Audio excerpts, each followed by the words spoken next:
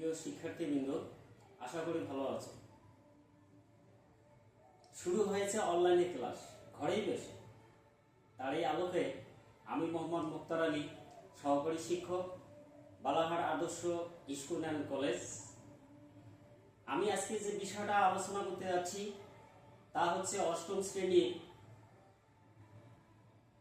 কবিতা মানব ধর্ম। যে কবিতা অষ্টম শ্রেণীর প্রথমেই দেওয়া আছে তার নাম হচ্ছে কি মানব ধর্ম। প্রিয় শিক্ষার্থীবৃন্দ, এই মানব ধর্ম কবিতাটি লিখেছেন কবি লালন শাহ। কবি সম্পর্কে একটু আমরা ধারণা নেই। এই লালন শাহ জন্মগ্রহণ করেছেন। লালন শাহ জন্ম 1772 সাল, আর লালন শাহ মৃত্যু 1890 সাল। তাহলে আমরা এখানে এই লালন শাহ জন্ম পেলাম 1772 সাল এবং মৃত্যু পেলাম 1890 সাল। এই লালন শাহ একজন ছিল মানবতাবাদী এবং মরমী কবি। তিনি প্রতিষ্ঠানে পড়াশোনা না করেও তার নিজের চেতনা, ধারণা এবং তার সাধনা দিয়ে হিন্দু এবং মুসলিম ধর্মের মধ্যে যথেষ্ট জ্ঞান অর্জন করেন।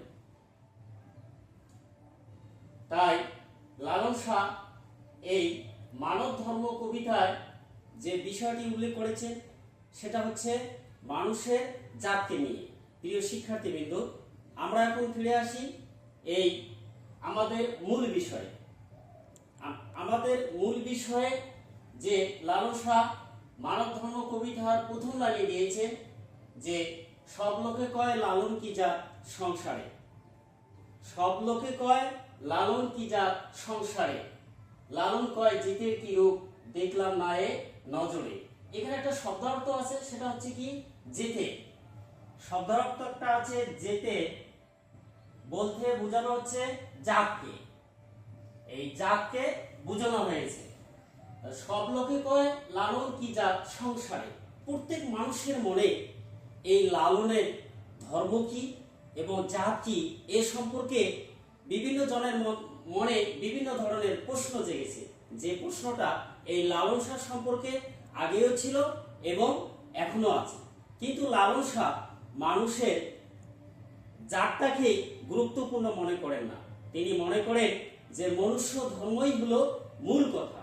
তাই লালনের মতে জাত বলতে শুধু একটা কি বোঝাচ্ছে, সেটা হচ্ছে কি মানুষ জাত। প্রিয় শিক্ষার্থীবৃন্দ, এখন ফিরে আসি দ্বিতীয় পাড়ায়।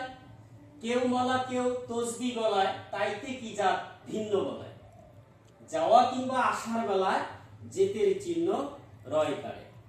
প্রিয় শিক্ষার্থীবৃন্দ, কেউ মালা কেউ তসবি গলায়, তাইতে কি জাত ভিন্ন বলায়। সুন্দর কথা এখানে বলেছে যে প্রত্যেক মানুষ একই নিয়মে আসে এবং একই নিয়মে যায়। কিন্তু এখানে বলা হয়েছে, এই মরমী কবি লালন শাহ বলেছে যে একজন মানুষ যখন মায়ের পেট থেকে জন্মগ্রহণ করে আসে, সে কখনো গলায় মালা দিয়ে আসে না বা হাতে কেউ তসবি নিয়েও আসে না, যে যে ধর্মেরই হোক না কেন। আবার এখানে বলা হয়েছে যে একজন মানুষ যখন তার আল্লাহর আরাধনায় যখন সে বসে, তখন সে তাকে বিভিন্নভাবেই ডাকতে পারে। কেউ হিন্দুরা কি মালা নিয়ে জপে এবং মুসলিম যারা আছে তারা কি তসবি গুনতেছে, তাতে কিন্তু এই জাতের ভিন্নতা এখানে বোঝানো হচ্ছে না।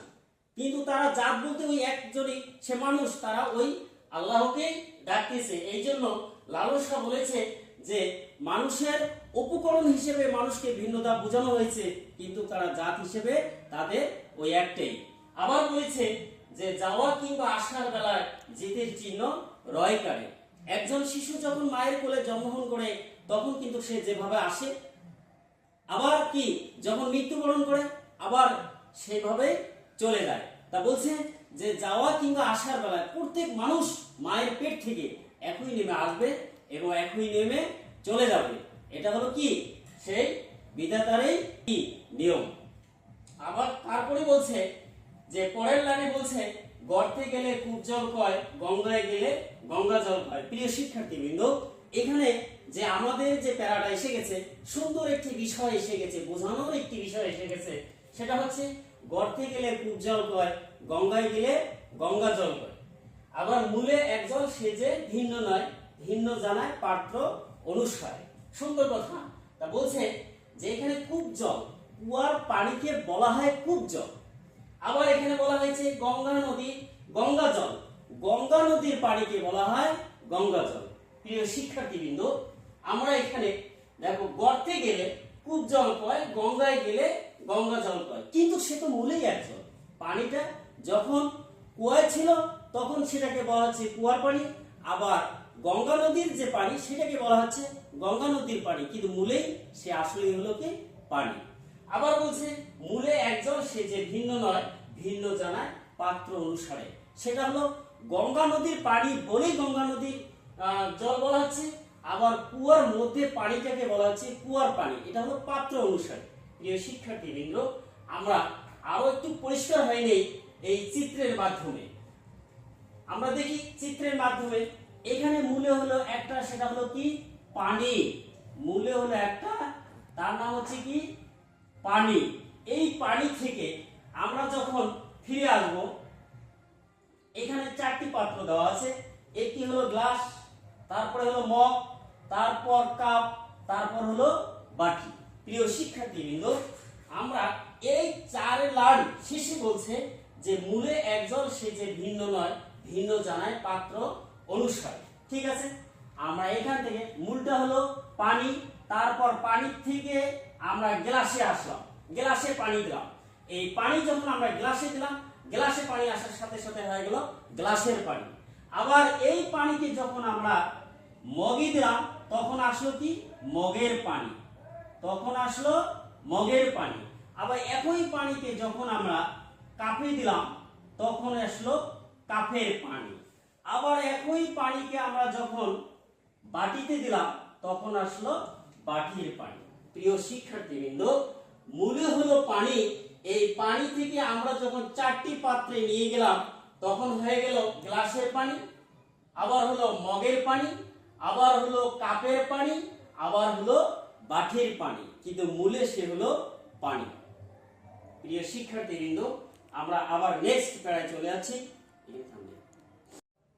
মানব ধর্ম কবিতায়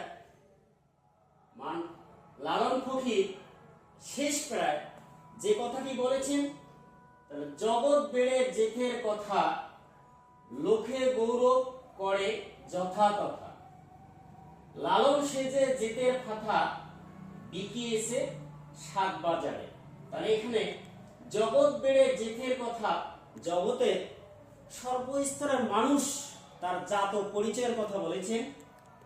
আবার লালন সেজে জেতের কথা, এই কথাটিতে বোঝানো হয়েছে যে লালন এই মানব ধর্ম কবিতায় বা জাত বা পরিচয় নিয়ে যে মানুষের মনে একটা গৌরব বা তাদের যে একটা অহংকার, সে সম্পর্কে এই লালন শাহ সুন্দরভাবে তুলে ধরেছেন। এবং মরমী কবি লালন ফকির এ কথাও বলেছেন যে যে যে ধর্মই পালন করুক না কেন, কোনো ধর্মকে নিয়ে বাড়াবাড়ি করা যাবে না। লালন ফকির আবারও বলেছেন যে একজন মানুষকে তার জাত বা পরিচয়কে নিয়ে কখনো বিচার করা যায় না। তাই মানব ধর্ম কবিতায় মানুষের জাতি ধর্ম বর্ণ নির্বিশেষে এই লালন ফকির মনুষ্য ধর্মকেই প্রাধান্য দিয়েছেন।